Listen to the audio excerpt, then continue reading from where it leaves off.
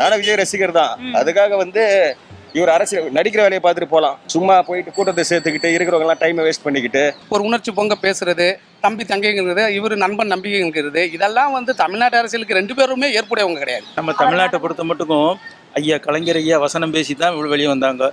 வைகோ அவர்கள் பார்த்தீங்கன்னா போர்வாள்னு சொல்லி அவர் பேச்செல்லாம் கொண்டு வந்தாங்க. அண்ணா பேசி தான் கொண்டு வந்தாங்க. அதேமாதிரி இந்த வசனம் பேசுறத பற்றி தப்பு இல்லை, பேசுனா தான் வர முடியும். இப்போ சிறுத்தை ஒன்று இருக்கு, சிறுத்தை ஒன்று இருக்கு, சிறுத்தையோட மோதிர முடியுமா சொல்லுவோம். அப்போ சிறுத்தை வந்து 15 வருஷமா இருக்கு, 15-20 வருஷமா இருக்கு. 2 MP சீட்டை வாங்கியிருக்கு, 4 இது எம்எல்ஏ சீட்டை வாங்கியிருக்கு. சிறுத்தை ஒன்று அதோட மோதிர முடியுமா? இப்போ ஸ்டாலின் சார் வந்து வர்றாரு, இவ்வளோ பேரை கூட்ட முடியுமான்னா மதுரையில் கூட்ட முடியுமா?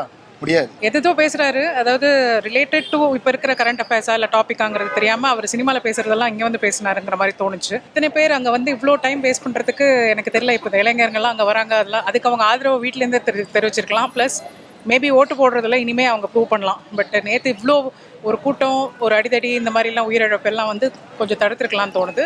மற்றபடி விஜய் பேசினதெல்லாம் ஓகே தான், பட் சினிமேட்டிக்காக இருந்ததுன்னு நினைக்கிறேன்.